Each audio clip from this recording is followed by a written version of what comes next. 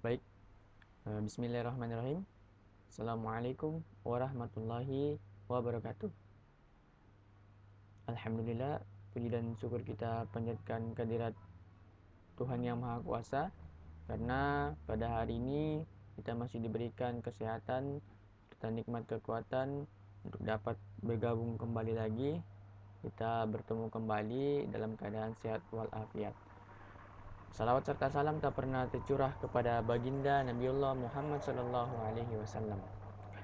Ya, jadi hari ini kita akan belajar tentang namanya database, ya, atau web lanjutan dari HTML. Saya rasa teman-teman mahasiswa sudah sudah pernah melewati yang namanya HTML yang pertama, yakni ada di buat website, cuman dalam bentuk front end. Ya, sekarang kita akan berpindah ke bagian back endnya atau lanjutan dari front end tadi. Ya, jadi saya rasa teman-teman juga sudah bisa membuat HTML atau membuat website. Jadi kemungkinan besar nanti projectnya kita di UAS adalah membuat sebuah website lanjutan. Jadi melanjutkan website teman-teman ataukah membuat sebuah project yang memiliki sebuah database, ya, memiliki sebuah database. Tapi untuk project itu nanti kita bahas di pertemuan sebelum pertemuan terakhir UAS. Jadi untuk membahas perihal tersebut. Ya, untuk sekarang kita akan membahas dulu terlebih dahulu tentang database. Database, kenapa kita harus bahas database? Karena di HTML juga butuh yang namanya ada sebuah penyimpanan, ya. Penyimpanan sehingga kita bisa menyimpan file-file atau menyimpan dokumen, menyimpan sebuah data ke dalam database kita. Nah, seperti itu. Jadi sebenarnya apa ini kenapa harus ada database di dalam website, sedangkan website itu kalau kita lihat hanya sebatas tinggal klik muncul tampilan dan lain sebagainya. Nah, itu sebenarnya sudah dia memiliki sebuah data sebenarnya, ya, dimana kita bisa mendapatkan informasi, memperoleh informasi dari website tersebut. Namun perlu juga diketahui bahwa website itu ada namanya yang website yang bisa yang menyimpan sebuah data, memerlukan sebuah penyimpanan data, karena website tersebut butuh sebuah informasi yang uh, untuk disimpan atau untuk disebarkan informasinya ke publik, ya, atau ke pengguna-pengguna yang pada saat dia mengunjungi website tersebut. Jadi database, hari ini kita akan belajar tentang database pada lanjutan web di pertemuan kali ini. Baik, kita kembali ke slide. Jadi saya harap teman-teman bisa mengikuti perkuliahan saya pada hari ini.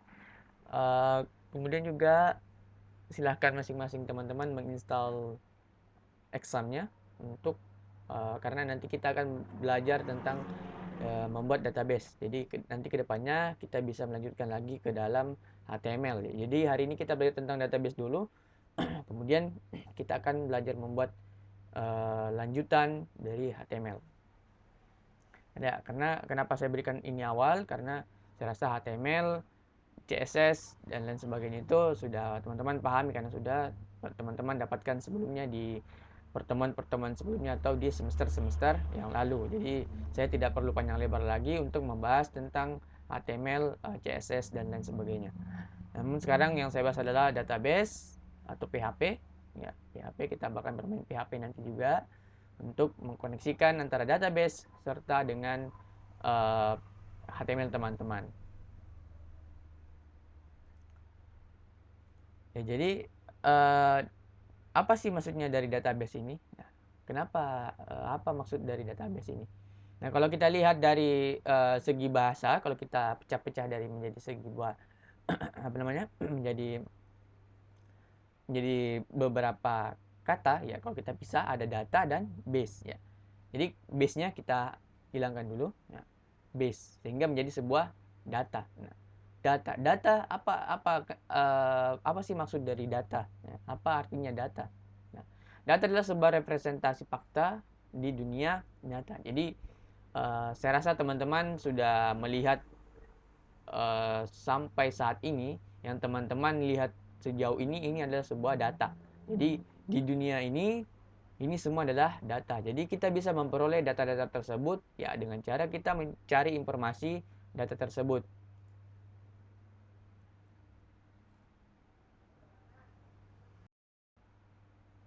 Ya, kita bisa menggali informasi tersebut dengan cara ya kita mencari informasinya ya di Google. Kita bisa mendapatkan informasi atau sebuah data ya, yang dimana yang data diperoleh itu yang telah dimasukkan oleh uh, dimasukkan oleh orang-orang yang memang menginginkan data tersebut dimasukkan ke dalam. Jadi seperti kayak kita ingin mencari data atau informasi tentang uh, tentang wisata. Nah, wisata. Contoh wisata di daerah Palopo itu kayak semacam Latupa ya atau Sungai Jodo. Teman-teman bisa search di Google Maps mencari objek wisata Latupa atau Sungai Jodo, kemudian akan diperoleh sebuah informasi. Nah, di dalamnya itu ada informasi yang teman-teman dapatkan adalah data tentang lokasinya. Nah, data lokasi, kemudian data beberapa orang yang mengunjungi ya, dengan data informasi berupa hasil review atau hasil komentar yang diberikan oleh beberapa pengunjung yang telah berkunjung ke lokasi tersebut. Jadi seperti itu. Jadi sebenarnya selama ini yang kita peroleh adalah sebuah data. Seperti juga membaca komentar di Instagram juga itu adalah sebuah data. Itu adalah sebuah data di mana data yang diperoleh adalah cuman sifatnya tidak terlalu penting ya. Jadi dia bisa dikategorikan sebagai data yang sangat penting ya. Hanya saja itu adalah sebuah data atau informasi yang bisa menjadi nantinya bisa menjadi bahan bukti atau bisa menjadi bahan referensi teman-teman ketika ingin dibutuhkan kata-kata tersebut ya bisa teman-teman gunakan kata tersebut. Jadi di dunia ini semua adalah data. Jadi setiap yang kalian lakukan adalah data.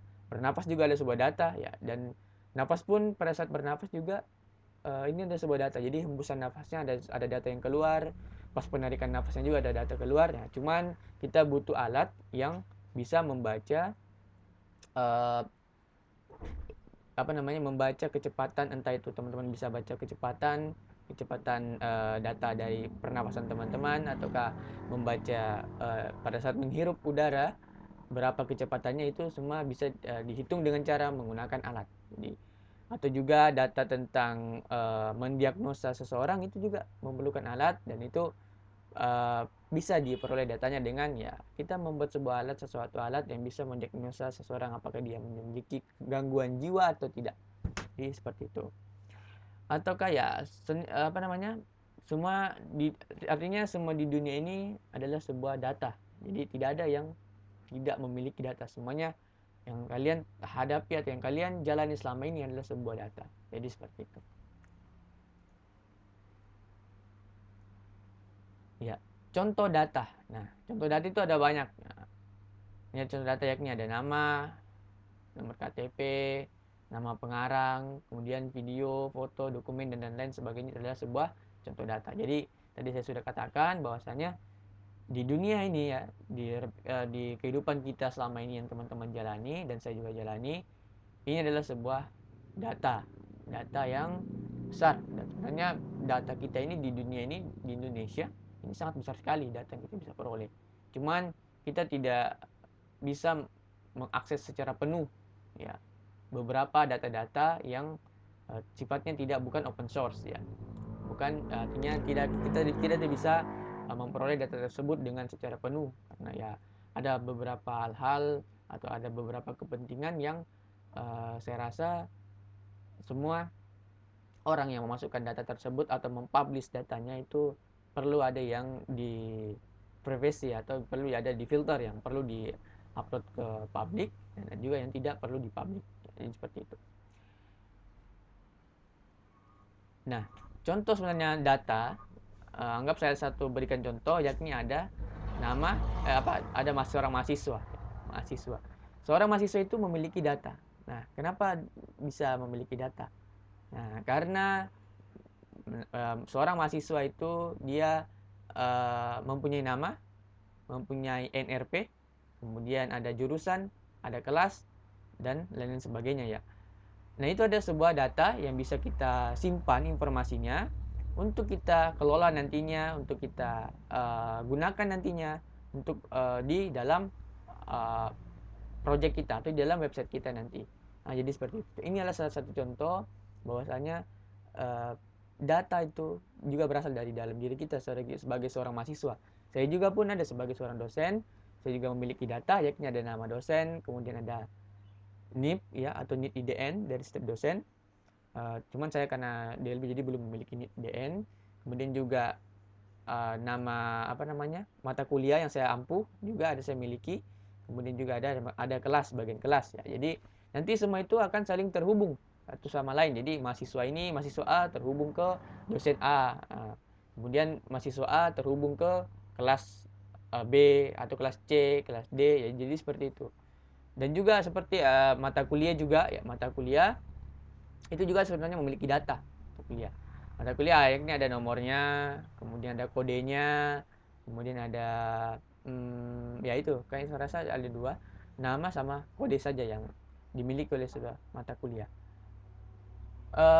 Ya juga seperti kayak jurusan juga, jurusan memiliki sebuah data. Ada jurusan informatika ya, cuman itu tidak terlalu ini ya. Jadi semua di kehidupan kita ini adalah sebuah data. Jadi saya harap teman-teman sudah memahami bahwasanya teman-teman dalam diri teman-teman itu ada sebuah data. Cuman kita harus memahami terlebih dahulu step by step data-data apa saja yang ada di dalam diri kita atau apa yang akan kita peroleh di dalam diri kita. Yes. Nah, bagaimana caranya untuk menyimpan data tersebut? Apa yang harus kita lakukan dengan menyimpan data tersebut? Apa langkah-langkah apa saja yang kita lakukan untuk bisa menyimpan data tersebut? Apa aplikasi atau apa tools yang bisa kita gunakan? Jadi sebenarnya untuk menyimpan data tersebut ya kita gunakan yang namanya sebuah penyimpanan atau sebuah database ya. Database itu ya seperti apa? Yaitu ada banyak sebenarnya software-software atau pendukung yang bisa teman-teman gunakan untuk menyimpan database ya. Seperti kayak yang sifatnya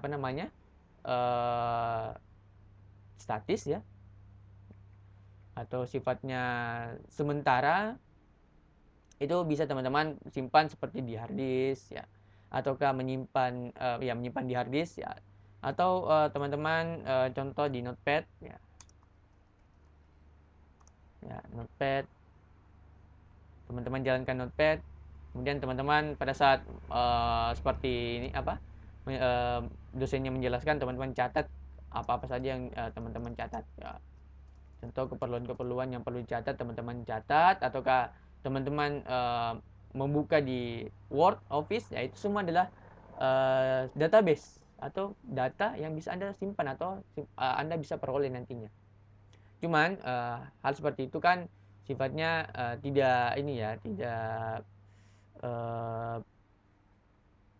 tidak sifat-sifatnya tidak dinamis ya, sehingga kita tidak bisa tidak bisa mengelola atau tidak bisa menghubungkan data kita dengan data yang lain. Nah, cuman untuk pada saat ini, pembelajaran saat ini kita akan membuat sebuah data atau membuat sebuah database. Kemudian kita nanti hubungkan antara satu dengan yang lainnya. Sebenarnya ini adalah data ya, .pad. Setelah itu kalian save, kemudian simpan ke dalam hard disk kalian. Itu adalah sebuah data yang tersimpan ke dalam database atau dalam sebuah penyimpanan database. Ya, oke, saya ini cancel dulu. Dan juga biasanya teman-teman juga contoh hal lain, sebuah database yang biasa atau yang sering teman-teman gunakan adalah Excel ya. Excel atau DBMS ya, Microsoft DBMS. Itu adalah sebuah tempat juga, sebuah penyimpanan data atau sebuah database. Ini juga biasanya juga orang-orang gunakan sebagai database-nya mereka. Nah, cuman karena ini kan juga semakin ini apa namanya, dia sifatnya juga sama, semakin lama data-data kita ini pasti akan bertambah terus nantinya. Nah, jadi seperti itu. Dan juga biasanya kalau di online, kalau sekarang kan sudah online ya ininya, Excel-nya yang di spreadsheet, ya, spreadsheet yang di Google Drive, teman-teman itu semuanya sudah miliki. Jadi setiap akun teman-teman sudah memiliki yang namanya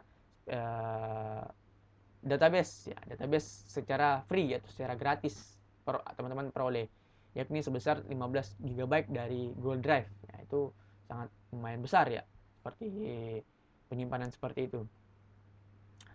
Itu free kalian dapatkan dan itu bisa kalian gunakan seperti membuat dokumen secara online, kemudian membuat ini tabel Excel spreadsheet ya, kemudian kalau tidak salah PowerPoint juga ada, bisa di apa namanya, di Google Drive.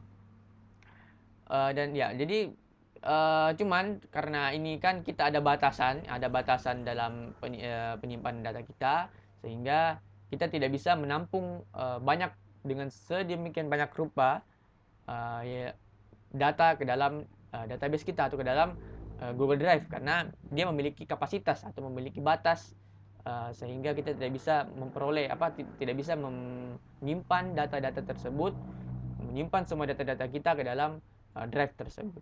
Jadi makanya kita akan belajar tentang database, di mana ini bisa dikategorikan sebagai penyimpanan data yang lumayan, ya, bisa kita simpan kita punya data. Ya, biasanya itu ya banyak sebenarnya kalau kita mau menyimpan database, ya kita butuh server yang besar dengan kapasitas yang besar juga, yang cukup, ya kita bisa menyimpan database kita ke dalam, kita menyimpan data kita ke dalam server tersebut.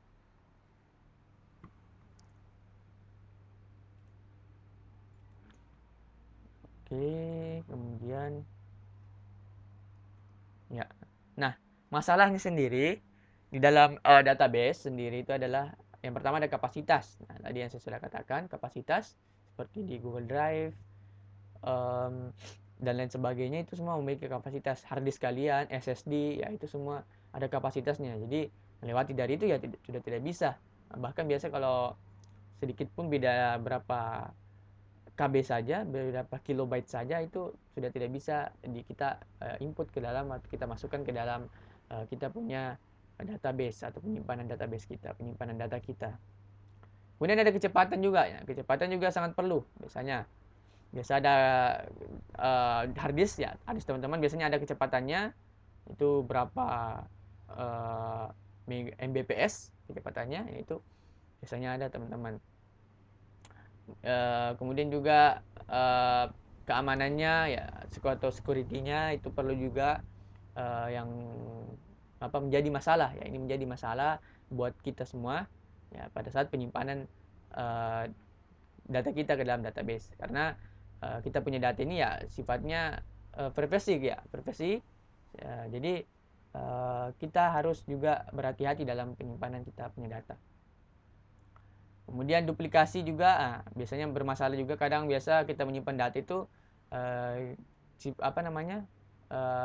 ini double ya, artinya data yang kita sudah masukkan itu sudah ada pada saat kita menginput, ternyata datanya sudah ada. Nah itu biasa, tapi biasanya terjadi kesalahan karena pendobolan, entah itu namanya ya, dobol nama ataukah alamat yang sama. Nah itu cuman kan kalau alamat kan biasanya memang masing-masing orang punya alamat yang sama.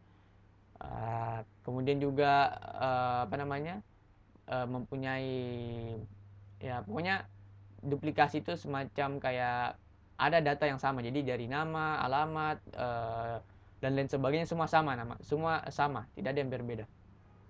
Maka dari itu ini adalah salah satu masalah dalam database. Ini bukan masalah ya, ini seharusnya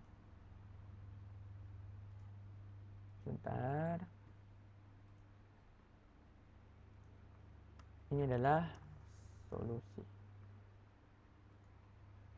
ya. Jadi ya tadi ada masalah, pasti ada solusinya. Solusinya itu apa? Yang pertama adalah skalabilitas, yaitu ataupun mempunyai kapasitas atau mempunyai batas, atau kita mempunyai ruang di dalam kita punya database. Kemudian tersedia, ya, artinya data kita selalu stay, jadi kita bisa mengelola kita punya data di dalam tersebut. Kemudian kita bisa memperoleh datanya, kita bisa mengelola data-data yang ada di dalam database kita. Kemudian security atau keamanannya, nah ini juga perlu agar kita punya data di dalam database itu selalu aman, ya. Tidak ada yang bisa mengambil atau mencuri kita punya data. Kemudian permanen, ya, atau ini permanen ini kemarin teman-teman sudah pelajari di bagian array, karena array itu sifatnya tidak non permanen, ya, tidak permanen, jadi data bisa terhapus kapanpun. Nah, kalau array kan bisa menyimpan data secara tidak permanen, ya, tidak, atau secara dia tidak tersave selamanya, atau tidak tersimpan selamanya, hanya sebatas ya di situ saja dia tersimpan. Ya, itu seperti itu untuk solusinya. Jadi ada 4: skalabilitas, tersedia, kemudian security, dan permanen. Jadi solusinya kita buat database yang permanen, yang selalu ada data kita, selalu tersedia, dan lain sebagainya. Dan solusi yang lain itu masih ada lagi solusi yang lain, nah itu hanya ini saja yang bisa saya jabarkan untuk di bagian solusinya. Nah, kemudian database. Kita masuk ke dalam database. Apa itu database? Ya, kenapa kita perlu mempelajari tentang database? Ya, apa sesungguhnya itu database?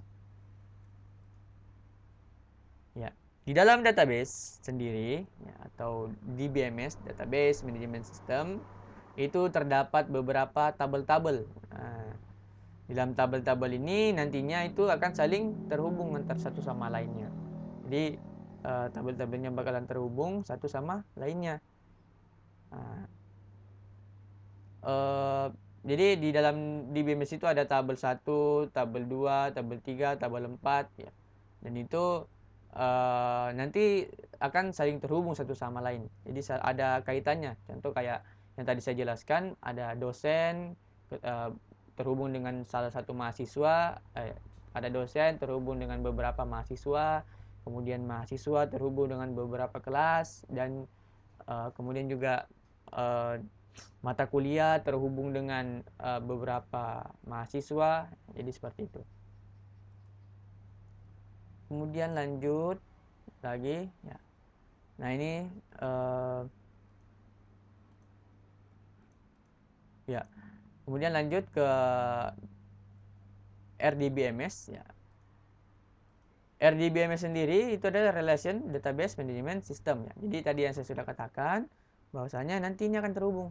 Jadi nanti kita akan buat terhubungan, contoh tabel ini tidak ada. Nah, contoh tabel ini terhubung ke tabel yang ini, ya. Kemudian ini juga bakalan terhubung, nanti terhubung sama ini, dan ini juga nanti akan terhubung, dan ini terhubung. Jadi ya, semuanya saling terhubung antara satu sama lain.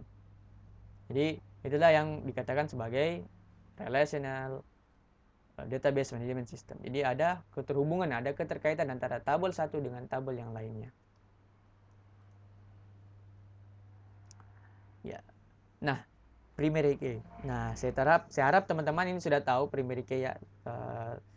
Saya rasa teman-teman pernah pelajari struktur data, ya. Struktur data teman-teman sudah pelajari tentang primary key, kandidat key, ya, dan lain sebagainya, banyak sekali, ya. Kenapa kita kembali membahas tentang primary key di dalam database kita? Ya, karena peran penting primary key sendiri ini sangat penting sekali teman-teman gunakan nanti di dalam database teman-teman pada saat pembuatan tabelnya. Karena primary key ini adalah sebuah kunci atau kata kunci yang unik, ya. Apa maksudnya kata kunci yang unik? Ya. Kata kunci yang unik ini adalah kata kunci yang mewakili data seseorang dengan data yang lainnya. Nah, contohnya di dalam sebuah tabel itu, nah saya perlihatkan ya. Jadi contoh dari primary key sendiri adalah dalam sebuah tabel mahasiswa, ya, tabel mahasiswa kita lihat ada nama, NIM, kelas, jurusan, semester, dan alamat. Nah, kode unik sendiri atau primary key sendiri itu dia adalah sebuah kode atau sebuah field, ya kita butuhkan field karena ini kan field ya, nama mahasiswa, NIM, kelas, jurusan, semester, dan sebagainya, itu adalah sebuah field. Ya, itu kita butuh sebuah primary key atau kode unik atau yang memiliki memiliki bagian yang tidak sama dengan yang lainnya. Nah, kalau kita lihat satu-satu ya, ada nama mahasiswa Anissa Nur Asmarani, kemudian Citra Adawiana Maudiotos. Ya, ini kan nama-nama yang random ya.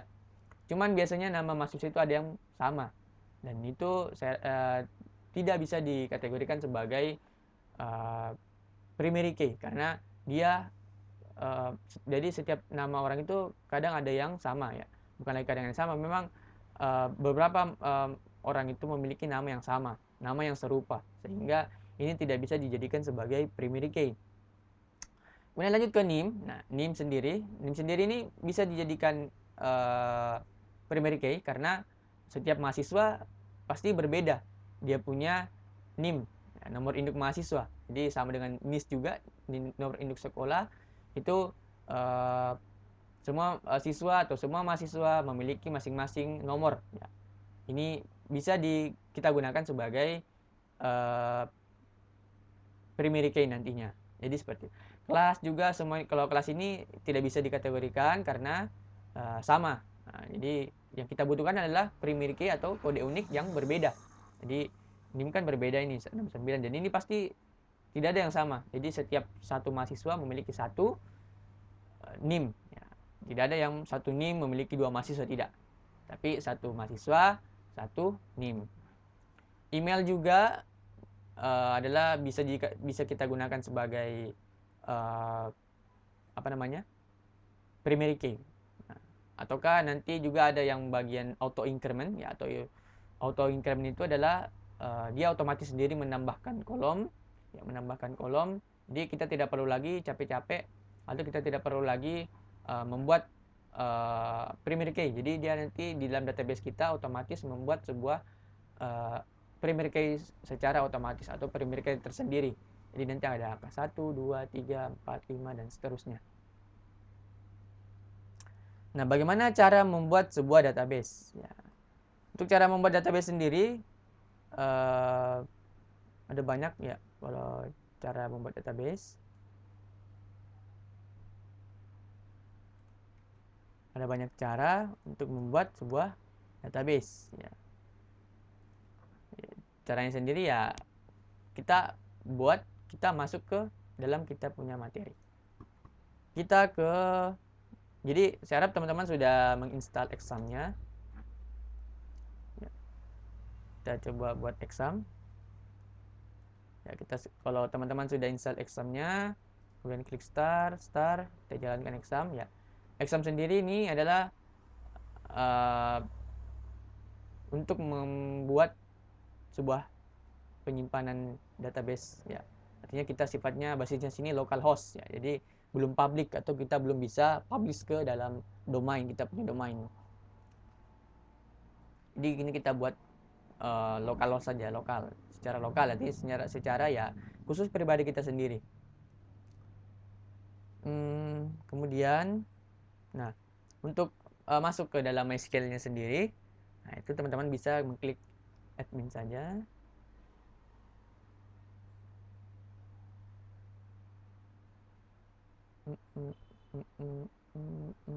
Admin bisa ya. Ya, bukan. Kita masuk ke sel. Oke. Sel. Nah, ini akan tampil ke dalam command prompt. Ya.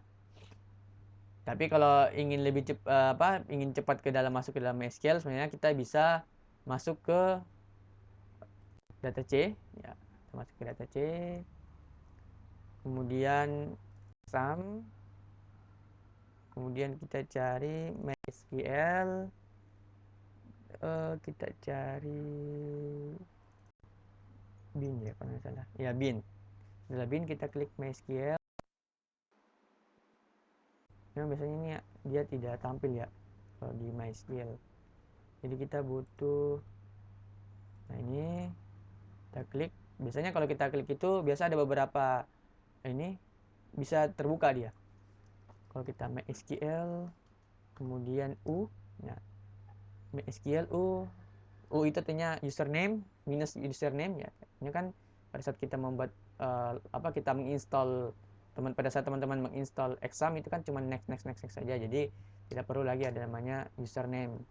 Kemudian root ya. Kemudian minus P atau minus password. Enter ya. Ini kita sudah masuk ke dalam MariaDB. MariaDB. Kita show databases. Ini untuk menampilkan database. Jadi kita sekarang sudah bisa menjadi menjadi seorang admin. Jadi kita bisa menambahkan database kita punya data ke dalam localhost ini atau dalam exam ini. Nah, apa yang kita akan buat pertama kali untuk pada saat membuat ingin database ya. Jadi sebelumnya kita teman-teman coba dulu, karena kan biasanya kita tidak bisa mengakses yang ini ya, mengakses database kita biasanya tidak bisa, karena kita belum dianggap sebagai seorang admin atau seorang admin. Makanya harus masuk dulu. Jadi untuk menandakan bahwa kita adalah seorang admin ya, ini semua data yang ada di dalam exam ini akan tampil seperti ini. Cuman saya kan pernah menggunakan exam, jadi ada nama saya Prabowo, kampus terpadu, PHP dasar, sama PHP admin.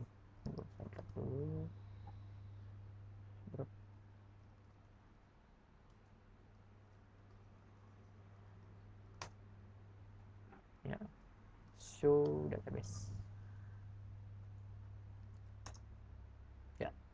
Ya jadi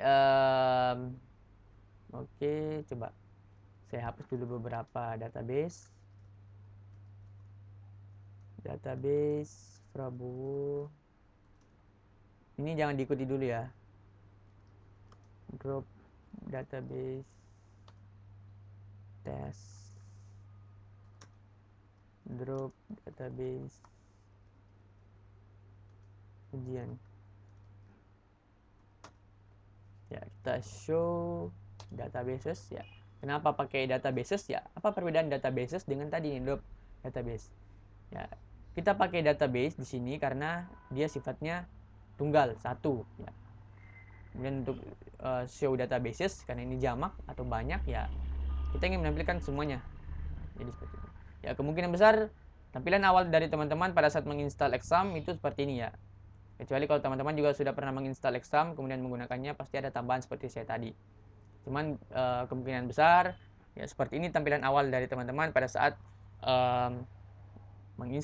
setelah menginstal aplikasi dari exam. Nah, yang akan kita buat di dalam kita punya database ya, ini saya set dulu, saya seret.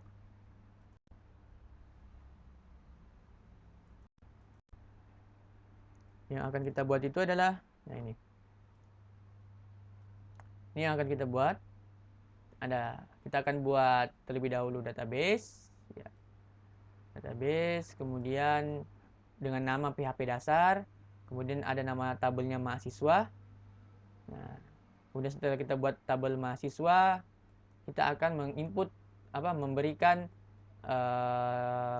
field di dalam tabel mahasiswa tersebut. Jadi seperti itu. Nah, baik, kita langsung saja coba di dalam command prompt. Jadi kita buat dulu database-nya ya. Kita buat create database PHP dasar. Ya, ini kan kita buat create database kemudian PHP dasar.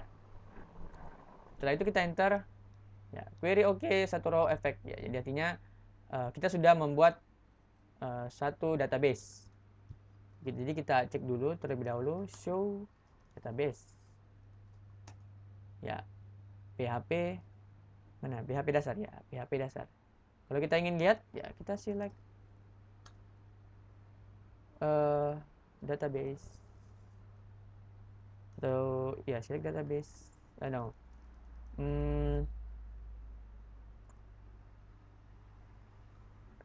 Bentar, kalau kita ingin cek ininya,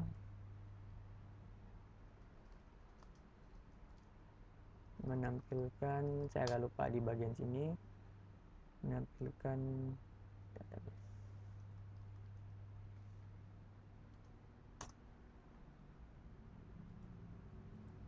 Kalau kita ingin membuka mengecek isi, apakah ada isinya atau tidak ada, itu dengan cara tunggu menampilkan name, bukan, kalau menggunakan itu bukan, itu menghapus, drop membuka.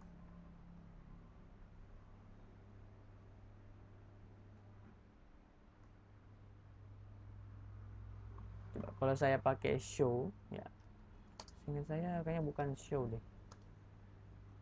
PHP ini bukan ini.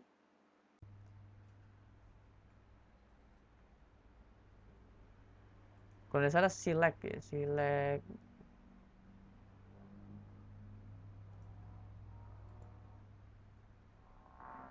Kalau tidak salah select ini, select database.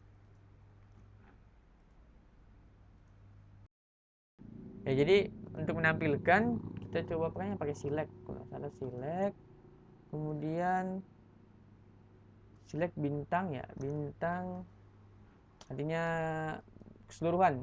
Nah, memilih keseluruhan dari database PHP dasar. PHP dasar. No database select. PHP dasar. Karena ini belum ini, berarti kita use dulu. Kita use PHP dasar. Yes, kemudian select from pelanggan itu. Oh, berarti tabel, dia pakai tabel ini. Tabel.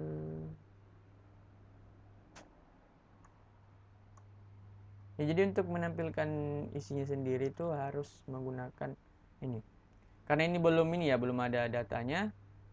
Berarti kita belum bisa melihat isi data dari atau melihat isi tabel di dalam database. Ya, jadi ini kita ada kesalahan teknis. Harusnya atau mendeskripsikan PHP dasar.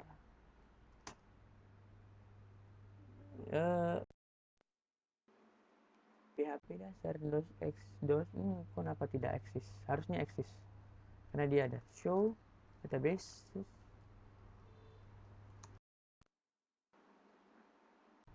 Oh, kita pakai sekarang kita masuk ke dalam data ini ya. Kita ini dulu. Kayaknya exit.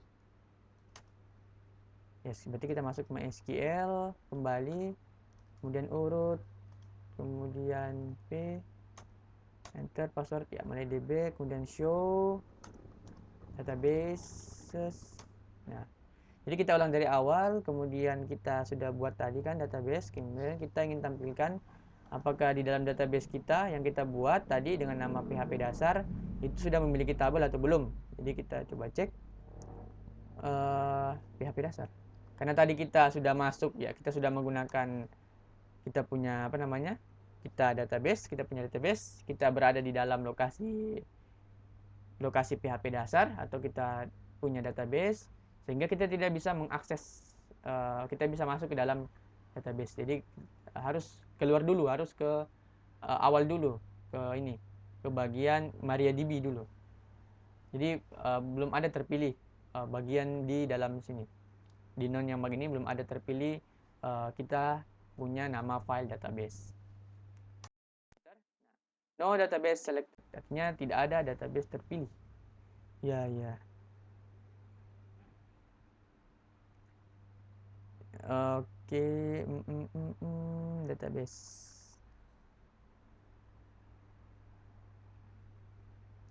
Kemudian karena di sini kan kita belum memiliki ini ya, makanya belum bisa kita akses ke dalam.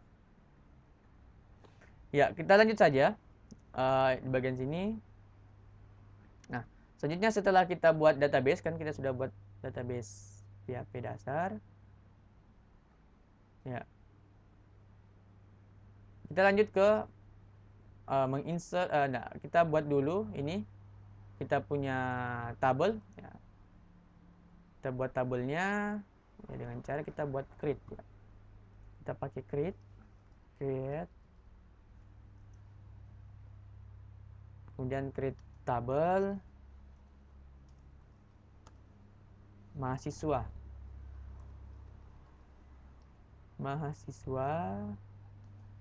dengan ya dalam kurung. Adapun field yang akan kita gunakan adalah ID ya, dengan ini ada ID. Ini adalah ID, nanti sifatnya auto increment ya. Jadi kita tidak perlu lagi buat primary key-nya. Auto increment ID dengan tipe data integer ya. Ini sebenarnya kalau kita mau pakai ukuran bisa ada 10, ukuran 10 itu sekitar 1 sampai 9 ya. Cuman kita ini saja, kita ambil yang terbanyak. Kemudian setelah itu ada primary key auto increment. Primary key ini jadikan sebagai primary kita nanti. Ya, integer, kemudian primary key auto increment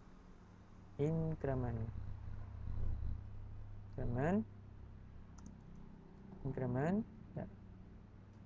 Koma, kemudian kita buat lagi ini ada nama varchar ya, saya geser dulu. Ada nama dengan tipe data varchar ya, karena tipe data itu sebenarnya ada banyak ya, cuman untuk nama sendiri itu harus menggunakan string, tipe data string ya.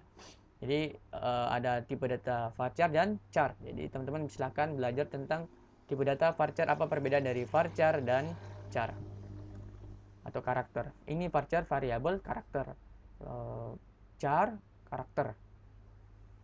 Ini dengan ukuran 100, kemudian koma lagi ke NRP atau NIM, kemudian masuk ke email ya, bukan NIM dengan tipe data varchar dengan 10, ada email, kita koma dulu, email,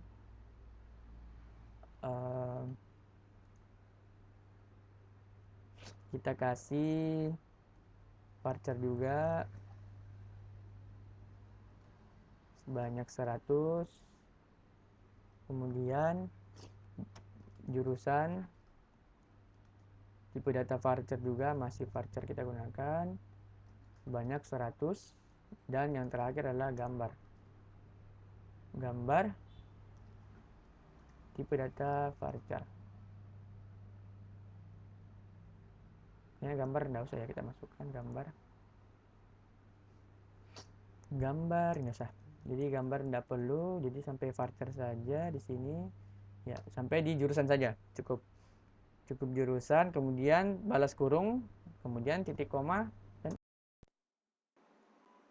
kita harus pilih dulu use database-nya, bos. Jadi harus pilih dulu PHP dasar, use PHP dasar. Nah, ya database sudah terpilih, kemudian kita buat ini. Kita coba PHP dasar. Oh ya, tabel PHP dasar does not exist, artinya tidak ada. Jadi tabelnya tidak ada di dalam, karena kan kita belum buat database ya, kita belum buat tabel di dalam PHP dasar. Nah, kita buat ininya, kita buat kembali apa namanya tabelnya, yaitu tinggal kalian ini saja, tinggal kalian arah atas saja. Nah, cari. Nah, jadi tidak perlu lagi repot-repot mengetik ulang. Jadi kalian ini saja. Arah tombol atasnya kalian tekan saja. Kemudian cari create table dan sebagainya, kemudian enter. Ya, jadi kita sudah buat apa namanya? Sebuah tabel di dalam database mahasiswa. Di dalam database ya, dalam database PHP dasar kita ada namanya tabel mahasiswa. Kita ingin cek apakah kita sudah buat tabel tersebut. Caranya dash mahasiswa. Yes. Kita sudah buat tabel mahasiswa dengan ada fieldnya ID, nama, NIM, email, dan jurusan. Serta dengan tipe data integer, otomatis ya terbuat 11. Jadi paling besar dari tipe data integer itu adalah dengan ukuran 11. Dan primary key-nya sendiri auto increment, jadi nanti dengan otomatis dia bertambah sendiri ininya. Apa namanya? Fieldnya bukan fieldnya. Dia bertambah sendiri baris, setiap baris yang bertambah itu akan otomatis bertambah 1, 2, 3, 4 di bagian ID. Dia secara otomatis bertambah. Jadi kita tidak perlu lagi buat primary key yang berbeda atau primary key yang dengan kode-kode unik.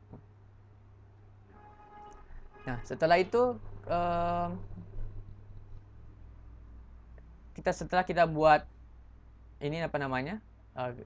Tabel, kita ingin menginputkan atau kita ingin memasukkan kita punya data ke dalam tabel mahasiswa. Nah, itu dengan cara kita buat dengan menginsertnya.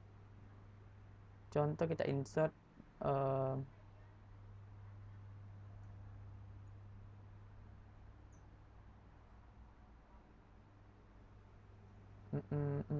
kita insert dulu ya. Jadi kita insert. Untuk menginsert atau memasukkan data ke dalam database ya, kita ketik select insert into mahasiswa dengan values atau nilai, dimana nah ini ketik 2 kali, kita kosongkan saja. Jadi yang ini kita kosongkan karena ini kan bagian dari auto increment ya di bagian ID, jadi kita kosongkan, nanti dia otomatis sendiri yang bertambah. Kemudian jangan lupa tanda petik lagi, ada nama, contoh nama. Jadi masing-masing teman-teman mahasiswa memasukkan namanya Prabowo Prasetya. Ya, jadi jangan ikut ini ya, tapi masukkan nama teman-teman. Jangan lupa tanda petik ya. Kemudian koma, tanda petik lagi. Ada NIM-nya contoh 123456789 ya. Kemudian koma ya. Ada email ya, emailnya ya contoh Prabowo Prasetya 4L gmail.com, Prabowo Prasetya 4@gmail.com, koma, tanda petik lagi untuk bagian jurusannya teknik informatika, teknik informatika. Jangan lupa tanda petik, balas, kemudian balas kurung, kita tekan enter ya. Jadi ada query oke, satu row efek dan satu warning. Jadi warningnya kita abaikan dulu. Jadi kita ingin lihat apakah di dalam kita sudah apakah data yang kita sudah buat atau data yang kita sudah inputkan ke dalam tabel mahasiswa sudah masuk atau belum ya. Kita coba cek select ya, kita pilih dulu bintang, artinya secara keseluruhan dari tabel mahasiswa.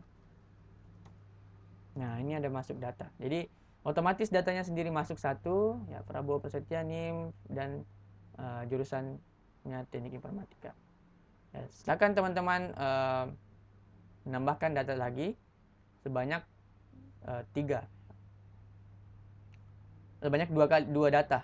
Nah, contoh lagi saya masukkan lagi ya. Teman-teman cukup tekan tombol arah atas ya. Kemudian tekan lagi, kemudian arahkan ininya ke balik ke teksnya, kemudian ubah, silakan ubah. Jadi kalau di sini kayaknya dia tidak bisa langsung secara kita klik langsung ya, hanya menggunakan tombol-tombol arah panah saja.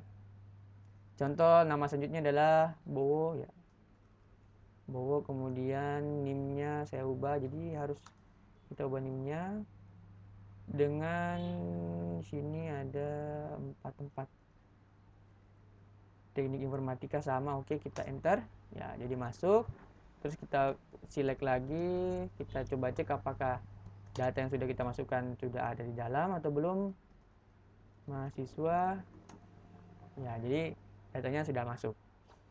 Nah, kemudian ya, setelah kita buat datanya, kita sudah masukkan datanya, kita ingin kita ingin mengupdate. Nah, contoh misalnya ada yang salah di bagian nama, kita ingin update namanya Bowo, harusnya Bowo Setia gitu. Kita coba dengan cara update from ya, jadi update from dari mahasiswa, tabel mahasiswa, di mana set di bagian nantinya memilih nama sama dengan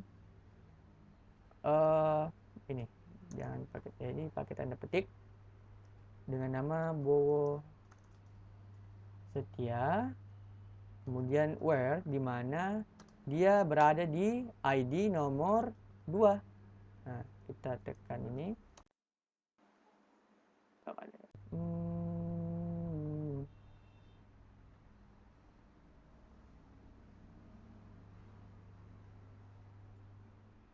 Ada yang salah, mungkin saya pakai ini ya. Where from update from mahasiswa, kemudian set nama Bowo Setia, teknik industri itu bukan. Where, dimana ID-nya itu adalah 2, harusnya begini ya. Kalau saya mau update harusnya begini. Tunggu saya. Sintaks ini ada yang error sintaksnya. From, di sini from mahasiswa, update from mahasiswa, jangan sampai ada yang salah. Jadi inilah harus ini, kita harus jeli dalam melihat kita punya perintah. Oh ya, jadi di sini ada yang salah ya, kita ada yang salah lagi. Nah, ini saya hapus from-nya ya, tidak pakai from. Update mahasiswa, set nama Bowo Setia, kita ganti. Ya, oke, berhasil. Kita coba select kembali, select from mahasiswa. Ya, jadi nama nama Bowo tadi sebelumnya sudah berubah menjadi Bowo Setia. Ya, jadi di sini ada kita punya sintaks ya. Update mahasiswa, artinya update tabel mahasiswa, di mana set atau memilih nama atau memilih field sama dengan Bowo Setia, di mana dia berada di urutan atau di ID 2. Nah, oke, lanjut. Setelah kita update, kita coba contoh kita ingin hapus mendelete from mahasiswa dengan ID 2. Contoh saya mau hapus yang Bowo Setia ya. Kalau kita ingin menghapus salah satunya saja, berarti kita delete from ya, menghapus dari tabel mahasiswa, di mana where ID-nya itu di kedua. Nah, jadi harus ini ya, harus menggunakan kata delete from mahasiswa. Harus pakai, dan juga harus pakai where ya. Kadang kalau kita tidak pakai where, itu bisa otomatis semuanya terhapus. Tapi harus pakai where untuk memilih yang bagian salah. Oke, query oke, artinya sudah berhasil. Kita coba cek lagi, kita pakai select from mahasiswa. Nah, jadi hanya ada satu satu data di dalam kita punya tabel mahasiswa. Nah, jadi seperti inilah untuk menghapus CLS.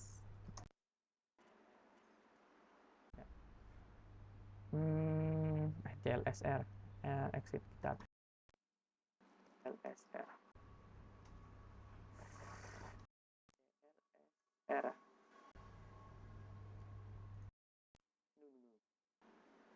kita exit ya. Jadi seperti inilah untuk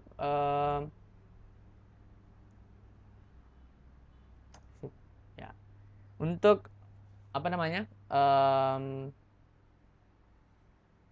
membuat database di dalam menggunakan exam dengan MySQL ya. Jadi kita kita buat database, kita punya database di dalam command prompt. Nah, ini kan berbasis teks ya, jadi agak sedikit rumit.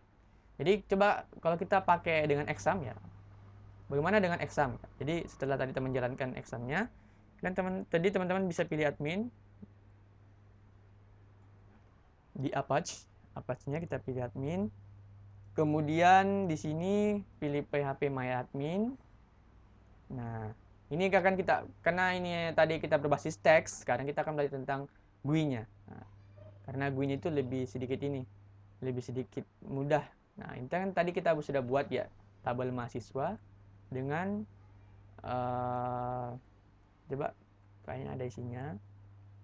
Nah, ini ada isinya, di mana ada Prabowo Prasetya, Eskom ya ini. Kalau ingin mengisi atau nah, ini juga tadi tabelnya, strukturnya yang kita buat. Setelah itu kalau ingin menambahkan ya, tinggal klik insert, kemudian tambahkan. Ini secara otomatis nanti terisi, tidak usah diisi ya. Kemudian nama, contoh tadi Prabowo lagi, Prabowo. Kemudian ada NIM-nya 12345678991. Ada email contoh prabowo@gmail.com. Ada jurusan teknik informatika. Nah, setelah kita klik kita isi bagian ini, jadi ini dikosongkan saja karena ini kan nanti sifatnya otomatis ya. Kita klik go. Jadi jika ingin menambah lagi tadi silahkan tambah ya bagian bawah ya. Ini satu row insert, artinya satu baris bertambah. Nah, sudah dimasukkan. Ada row ID 3 ya. Jadi insert from ya. Kita coba browse, kita lihat. Kita punya data. Nah, ini sudah ada ID 3 ya. Prabowo, kemudian tadi kan kita tidak mengisi di bagian ID ya. Jadi otomatis dia berubah menjadi 3. Karena sebelumnya sudah ada, datanya sudah ada. Jadi itu masih terbaca 2 tadi. Makanya ini sudah berubah menjadi 3. Ya, jadi seperti itu untuk sistem GUI-nya atau graphic user interface-nya. Nah, saya rasa itu mudah kita gunakan di bagian pada saat penambahan data di dalam database. Jadi seperti itu. Itulah langkah-langkah dalam pembuatan database. Ya.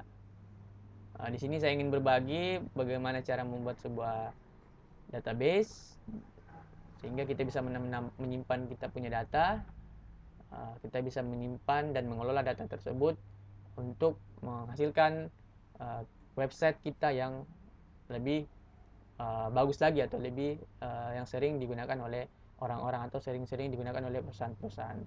Jadi seperti itu.